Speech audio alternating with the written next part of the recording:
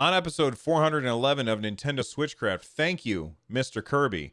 Overwatch in Smash, and Sony finally caves. Those stories and more on this episode of Nintendo Switchcraft. This is Joel Mead 24 from Southern California, and you're listening to Bill, the filthiest casual in all of gaming, here on Nintendo Switchcraft.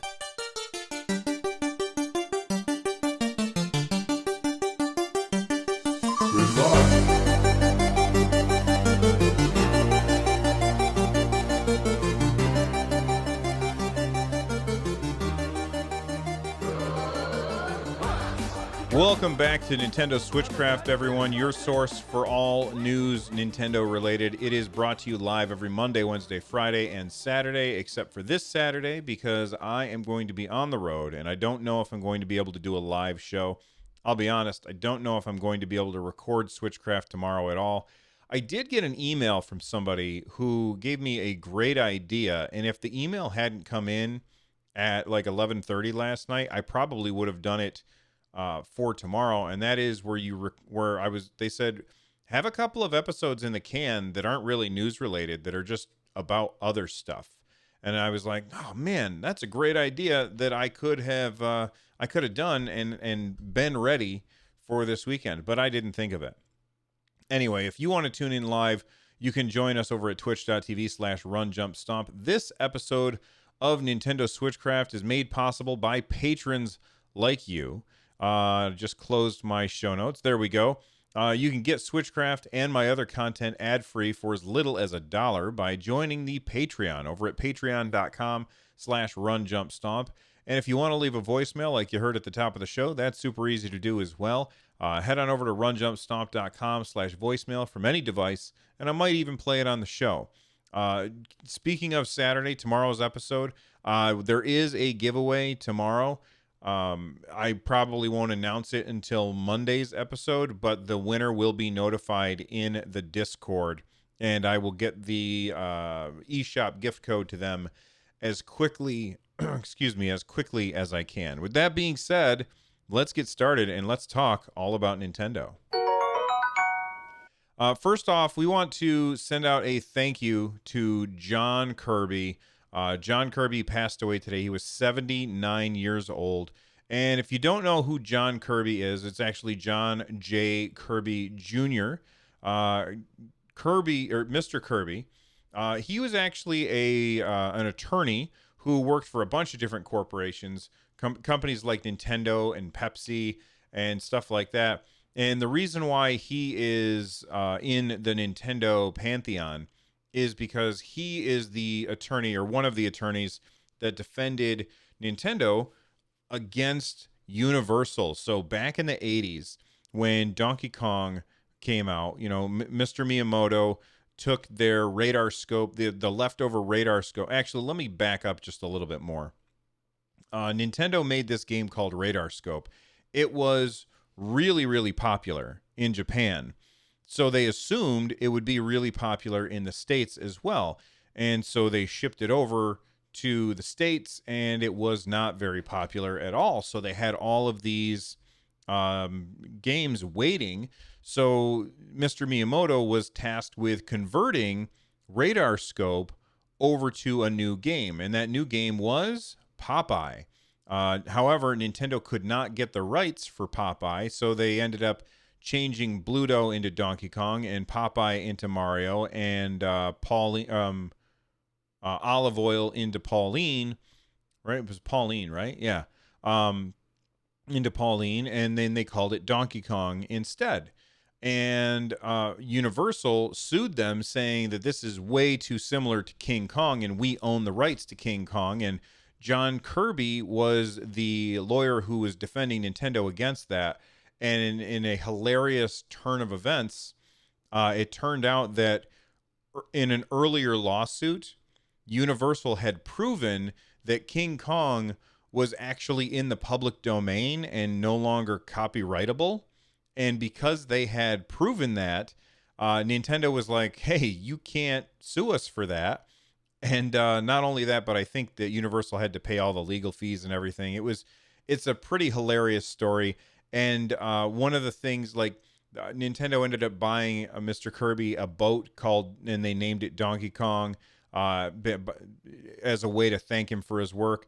And there are rumors that he was named, that the character Kirby was named after this man, Mr. Kirby, who passed away today at age 79. So I have to say that Nintendo, not just as a company, but the video game industry itself would be very different today had it not been for Mr. Kirby.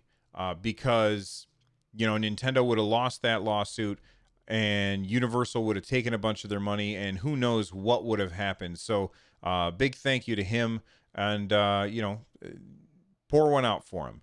All right, let's move on. I want to talk about one of my favorite games. In fact, my favorite multiplayer shooter is Overwatch. And basically, IGN was talking to the director of Overwatch, Jeff Kaplan. He's a vice president over at Blizzard Entertainment. He is the guy in charge of Overwatch. And he basically said in the interview, here's the actual quote. He said, to the Smash Brothers team, whatever character you want, we love them all. They're our babies. You can have any single one of them. We have 31 to choose from. Then he said, Tracer's our girl. Tracer's our mascot. She'd be my first choice. There's a lot of great runners up. I think a lot of people can immediately see Doomfist gameplay applying to Smash, but if it were up to me, I'd like to see Tracer. And I don't know which Overwatch character I would like to see in Smash myself.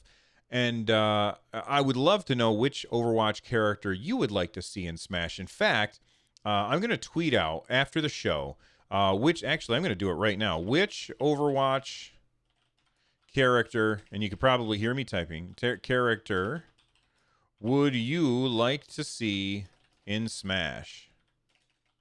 Question mark. All right. And if you want to reply to this thread that I am tweeting Overwatch, I spelled Overwatch wrong. If you want to reply to that at Run Jump Stomp, let me know. I may even play it or read your comment on the show. Who do you want and why? I think that would be really, really interesting a conversation because all of them play so differently. Every Overwatch character has its own like play style, and they're all vastly different from all of the other ones. So I think that would be really cool if we did get an Overwatch character. Now, there's going to be some people who say, look, if Jeff Kaplan is saying this, that means that a deal is already done. Okay, that's definitely a possibility, and I can see why you might say that. But that doesn't necessarily mean anything. It might just mean that Blizzard is open to collaborating with Nintendo. Now that they have Overwatch coming to the Nintendo Switch, I can see why they would say that. I can see why we would have a collaboration like that. Donnie playing Nintendo already replied to me. He says we've been over this already. He wants Travis from. I can never remember the name of the game because I've not played any of them. But if you're watching the YouTube video, you can see who it is that I'm talking about. But I can't remember his name. Alex McKay8 on Twitter says Moira. They said it'd be nice to have some trans representation in a Nintendo video game. Sheik doesn't count. Fair enough. But if you have other ideas for who should be included from Overwatch in Smash Brothers, please reply to that tweet, and maybe I can get to it on Saturday's show if I can do Saturday's show at all. Otherwise, it'll end up pushing over to next Saturday when it'll be like a feedback show. So now that we've talked about that, let's go back to our show notes. And I've got some huge news for you. And it's that Sony has finally caved. Oh my gosh. The page that I linked to is broken. Please tell me that this is not true. That that this is fake. Oh my God, this has to be real. Sony cross play. Sorry, I had a link and it disappeared. Here we go. We've got an Engadget article instead. I don't know what happened with the what was the website that I was going to? Pushsquare.com. Whatever website that was, it disappeared on me. But Fortnite and Rocket League were the first first games to announce that they were bringing crossplay. In fact, I think Rocket League did it once by accident back in the day. But Sony has been really, really kind of holding their own and not letting any of the very few of the developers on the PlayStation do any kind of crossplay where if you're playing on a PlayStation, that meant you were only playing against people who are on PlayStation or also people on computer, but they wouldn't let you play against other consoles. And when asked why, Sony had this ridiculous argument that it was to keep their players safe, which is just asinine and not true. That's not the reason. It was the reason, really, the real reason was because Sony were in the lead. And when you're in the lead, you don't have to worry about like you can kind of bully everybody else, and that's what Sony was trying to do. But basically, they are now saying that the beta stage of crossplay is finally over. I don't know why it dragged out for so long, but it looks like we're now going to have crossplay efforts are now going to be any game that the developer wants to make crossplay with Nintendo, with Xbox, they now are able to. That doesn't mean that every game is going to get this feature. All right? There's going to be lots of games that don't get this feature because it's up to the developers to do this. And for a developer to go back and patch a game after they finished it, if they've washed their hands of this game, if they're done with whatever game it is that we're talking about, and they've moved on to start development on something else, going back to add crossplay support, that is a cost that a lot of developers might say, you know what, it's not worth it this time around. But when we design our future games, we're going to make sure that we include that. And I think that that's great. Basically, up until now, Sony has been saying, no, you can't. And now they're saying, yes, you can. And I think that it's very, very important to the gaming industry as a whole. And because of this, now I'm going to consider a PS5. Before, I was not considering a PS5. I was going to ignore the PS5. And the reason why was because of Sony's closing off of crossplay, not allowing us to play with our friends who are on other platforms. That was a really bad move, in my opinion. And so I had said this a lot of times, that if a console in the future does not allow developers to make their games crossplay, I won't buy it. And I think that there's enough other people who said the same thing that I did. And finally, Sony decided, okay, we're at the end of this console generation. We're going to allow it to happen now. And then moving forward, I think that's just going to be the norm. It's going to be the norm for Microsoft. It's going to be the norm for Sony. I'm sure it'll be the norm for Nintendo. And I'm sure it'll be the norm for Google Stadia when it comes out as well. So what does this mean? Well, it means that the possibility of getting Final Fantasy XIV on the Nintendo Switch has now just increased. Mr. Yoshi P, something Yoshida. I can't remember his first name, but his last name is Yoshida, and everybody calls him Yoshi P. Yoshi P has said he's the guy in charge of Final Fantasy XIV, and he has said a bunch of times, look, I want to have Final Fantasy XIV on Xbox. I want to have it on the Nintendo Switch, but I can't do it unless it's cross-platform where everybody can play together on one server. Right now, it's only on PS4 and PC. And because it's on PS4 and PC, those two platforms could play together. And I know that Microsoft has said, we're all about crossplay. So they're not the ones getting in the way. And we know that Nintendo has been all about crossplay, so they're not the ones getting in the way. So it was clear from the beginning, it's always been clear that Sony have been the ones who've been getting in the way of getting Final Fantasy 14 on the Switch and the Xbox. And now that seems like a real possibility, especially because Final Fantasy 14 just had a huge update, Shadowbringers, an expansion, and it sold really, really well. And it's been critically lauded, and everybody's saying what a great game it is. And I'm sure that Square is making lots and lots of money from it. And I'm sure that Square is looking at the Xbox. What's the word I'm looking for?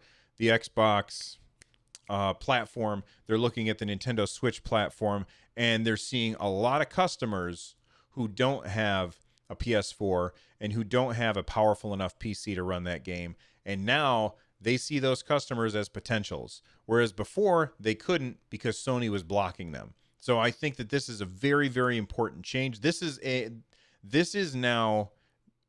sea change to the gaming industry, in my opinion, because Sony was basically the last holdout. They were the last holdout to crossplay. And gone are the days, hopefully in the future, gone are the days where I have to buy the console that my friends buy because I want to be able to play with them. Now I'm going to be able to buy whatever console I like the best. My friends are going to be able to buy whatever console they like the best, and we will still be able to hang out. And I think that that is huge and very, very important.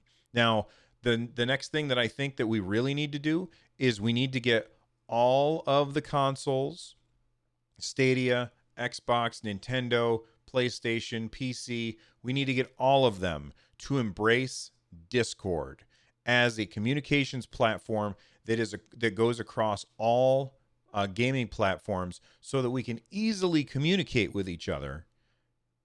And it would just be amazing. Is that going to happen? There's no way that's going to happen. Everybody's way too entrenched, especially Nintendo. There's no way Nintendo is going to allow Discord to be on the Switch. But, I also said that there's no way that Sony's ever going to change their mind about this. So who knows what's going to happen? Let's take a break. We're going to hear from our sponsors. When we come back, we're going to hear about a game that sold over 100,000 copies, and it's pretty exciting. Stick around. Atari introduces the Woman of the Year, Ms. Pac-Man. All right, we are back, and I want to talk about Untitled Goose Game. Untitled Goose Game, this is a little indie game, and it sold 100. Let me reread that. Yeah, 100,000 copies. I might have said 100 million before the break, but that was a mistake. 100,000 copies. 100,000 copies in this short of a time is very, very impressive. This is a very small team making a very small game, and somehow they hit the right marketing. They hit the right. They hit everything exactly the right way, and now their game is selling like crazy. And this just makes me very, very excited for this company. I think they're called House. It makes me very excited for them because this game actually sold, like, for a little while. It was on the sales leaderboards. It was higher than Link's Awakening, which is very, very impressive. It's a game I haven't picked up yet. It's definitely one I'm going to pick up at some point. It's on my wish list. In fact, I was watching some of it, and my wife came in and she saw it, and she goes, "Are you getting that game?" And I said, "Well, maybe." I got her Stardew Valley on her Switch Lite, as well as 80 Days. And I think that once she finishes one of those, you don't really finish Stardew Valley, do you? But once she finishes maybe 80 Days, I'll buy Untitled Goose Game for her, because she saw that and she immediately thought it looked adorable and hilarious. And that's exactly what it is. It is adorable and hilarious. Now, speaking of things that are adorable, not hilarious, but adorable, is this. This is really cool. Some guy who I guess has a YouTube channel all about making stuff out of clay. He made a Link's Awakening diorama out of clay, and it is beautiful. It is really, really beautiful, and it goes like in fast forward mode, so you can see how he made it. But at the very beginning of the video, he shows like the final product, and it's just gorgeous. It's so cool. I could not imagine the amount of work that goes into making something like this, and not just that, but the dexterity to get things exactly where they need to be. Like right now I'm watching and he's making eyebrows for Link out of clay. It's so stinking cool, and everything just looks really, really great. And I just wanted to make sure that everybody knew about this video because it's very interesting to watch. It's about 18 minutes long, and he shows all of the steps for how he did it. And he even has like all of these blades of grass and stuff sticking up. It's awesome looking, and well done to, I'm trying to see what's this guy's, Clay Claim is the name of his YouTube channel. He's got 1.8 million subscribers, so he's not hurting for people to watch his stuff, but I'd never heard of him. And so I figure there's a lot of people who listen to my show who've never heard of him. So make sure that you check him out on YouTube. And if you want links to the, links. If you want links to the video, go to runjumpstomp.com. And this is episode 411. With that being said, let's talk about Link's Awakening a little bit more. This is somebody else got really, really crafty, and they made a really cool Nintendo Switch dock that is based on Link's Awakening. This thing costs $105. Apparently, it is on sale right now, and it is on an Etsy shop. But I saw this and I was like, oh my God, this is so cool looking. Basically, they've got the dock with the Switch in the middle of the volcano sticking up, and it just looks so cool. And I want this like a lot. This is so cool. Again, if you want a link to the show notes, runjumpstomp.com. This is episode 411 of Nintendo Switchcraft. This thing is rad, and I want one, but it's a little too expensive for my tastes. Speaking of Etsy, my wife has an Etsy shop that you may not know about, where she makes nerd related fabric stuff. And if that sounds interesting to you, make sure you stop by her Etsy shop. It is etsy.com/shop/runjumpstomp. So you can also find a link to that by going to my website, runjumpstomp.com, and clicking on thank you. And then you can find a link to the Etsy shop there. She sells nerd-related fabric goodies, so make sure that you check that out. Do you remember a little bit ago when Nintendo put out their trailer for Super Smash Bros. Ultimate? And when they put out that trailer, they put it out without any music, and then everybody started putting out a bunch of different songs with the video, and it was just awesome how well it went together with so many songs. I even did one that was featuring the original commercial for Super Smash Brothers from the N64. I put the audio from that with the video from Super Smash Brothers Ultimate. And a lot of people put like things together like Queen and David Bowie and stuff like that. Well, it looks like Nintendo wants us to do this again, because they just put out a 30-second commercial for Dragon Quest XI, Echoes of an Elusive Age.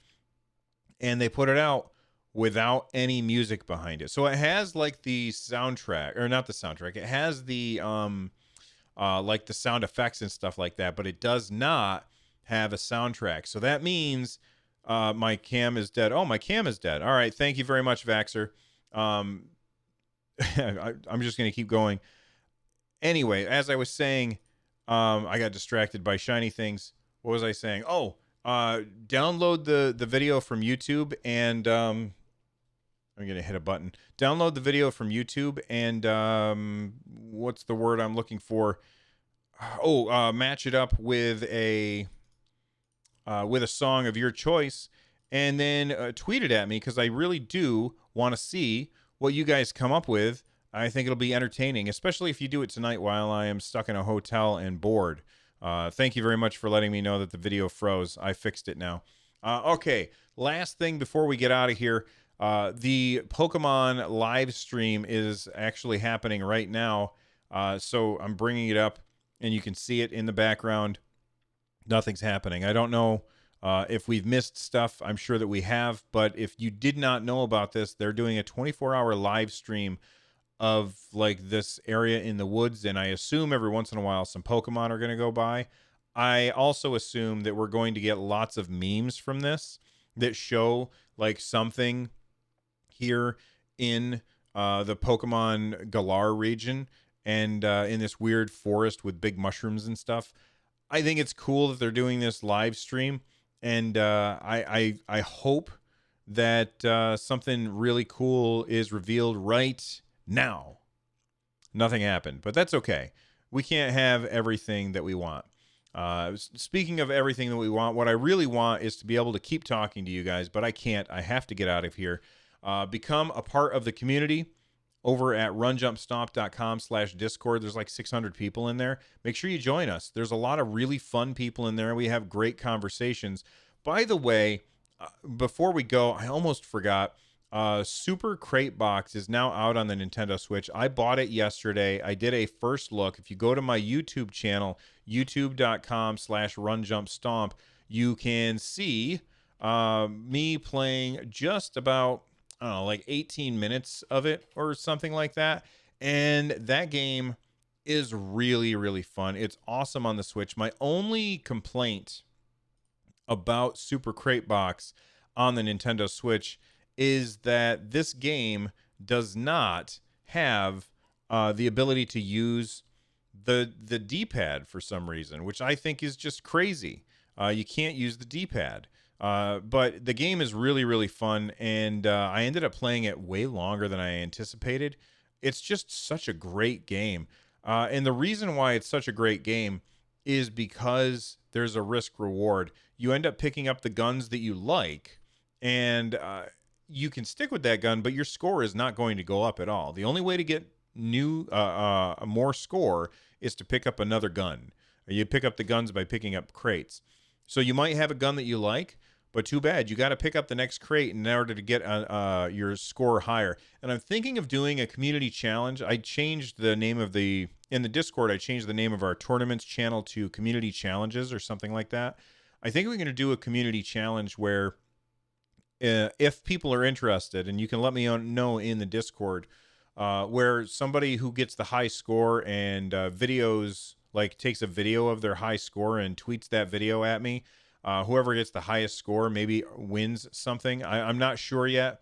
I need feedback about that. So again, runjumpstomp.com/Discord, and you can give me feedback in there.